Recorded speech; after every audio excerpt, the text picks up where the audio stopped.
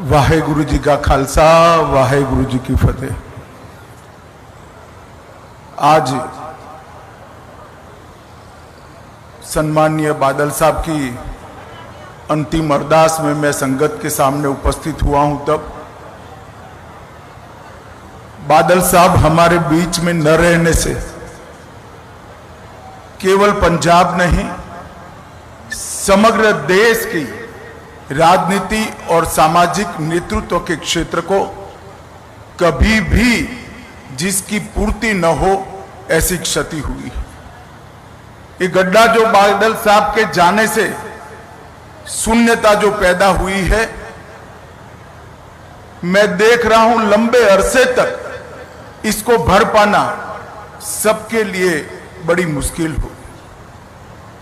बादल साहब के जाने से सिख पंथ ने अपना एक सच्चा सिपाही खोया है,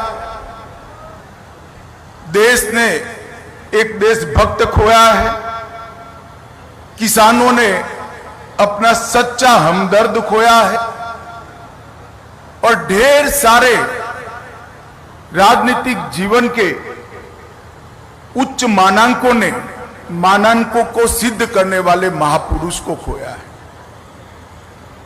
इतना लंबा सार्वजनिक जीवन, 70 साल का सार्वजनिक जीवन के बाद व्यक्ति चला जाए और पीछे कोई भी दुश्मन न हो, ऐसा अजात शत्रु जैसा जीवन बादल साहब के बिना कोई नहीं जी सकता। ये मेरे मन से मैं मानता हूं। मैं अनेक बार बादल साहब को मिला हूं, जब भी मिला कुछ सीख पाकर गया, जब भी मिला चेतना प्राप्त कर गया। इन्होंने हमेशा सच्चा रास्ता दिखाने का प्रयास किया। दल तो हमारे दो अलग थे, परंतु हमेशा उन्होंने वो ही कहा जो मेरे दल के लिए भी सही था। इतनी पारदर्शिता के साथ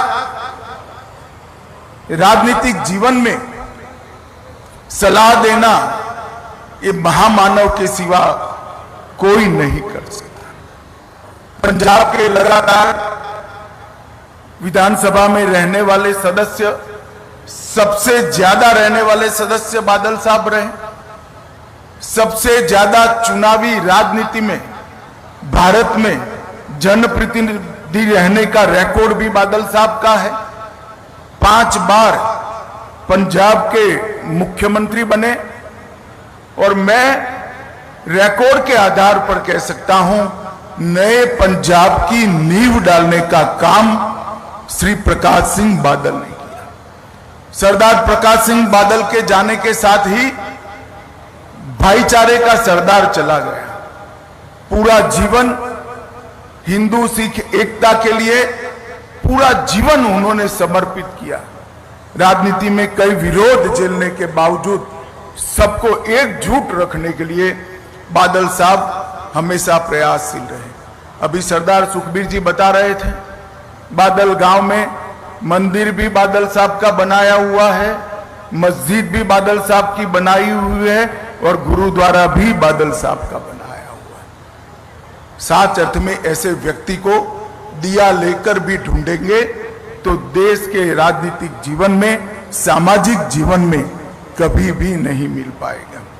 1970 से लेकर आज तक जब भी देश के लिए खड़ा होने का मौका आया, बादल साहब ने कभी पीठ नहीं दिखाई। सार्वजनिक जीवन में सबसे लंबा समय जेल के अंदर रहकर सिद्धांतों के लिए, पंथ के लिए संघर्ष करने वाला कोई व्यक्ति था तो सरदार प्रकाश सिंह बादल थे। इमरजेंसी की बात हो, मैं तो बहुत छोटा बच्चा था, मगर मेरी पार्टी के बड़ों से मैंने सुना, अकाल प्रकाश सिंह बादल अकाली दल में चट्टान की तरह इमरजेंसी के खिलाफ खड़े रहे, लोकतंत्र की रक्षा के लिए। कारगिल युद्ध हो, कोई भी लड़ाई हो या आतंकवाद की परछाई हो, हर जगह पे बादल साहब ने आसमान जितने ऊंचे व्यक्तित्व को ढाल की तरह देश के हितों के साथ खड़ा पाया। बादल साहब का जाना समूचे देश के लिए बहुत बड़ी क्षति है। सिर्फ सरदार सुखबीर और बीबी हरसिमरत जी के लिए नहीं, पूरे देश के लिए क्षति है और मेरे जैसे सार्वजनिक जीवन के कई कार्यकर्ताओं के लिए भी ये अपूर्णीय क्षति है। आज दसम गुरु के चरणों में मैं यही प्रार्थना करना चाहता हूं कि बादल साहब के जीवन से हम सब प्रेरणा लें और उन्होंने जिस रास्ते पे चलने की सीख दी थी उस रास्ते पर चलने की वाहेगुरु हम सबको शक्ति दे। भाई सुखबीर बादल और बीबी हरसिमरत बहन को मैं इस अपूर्णीय स्थिति के लिए मन पूर्वक दुख व्यक्त करता हूं और बादल साहब के सारे अनुयायियों के लिए भी मेरे मन में जो भाव है इसको व्यक्त करने के लिए मैं आया हूं। अंत में बादल साहब को मेरी ओर से, मेरी पार्टी की ओर से और समग्र देश की ओर से, भारत सरकार की ओर से श्रद्धांजलि देकर मेरी बात को समाप्त करता हूं। वाहे गुरु जी का खालसा, वाहे गुरु जी की फतेह।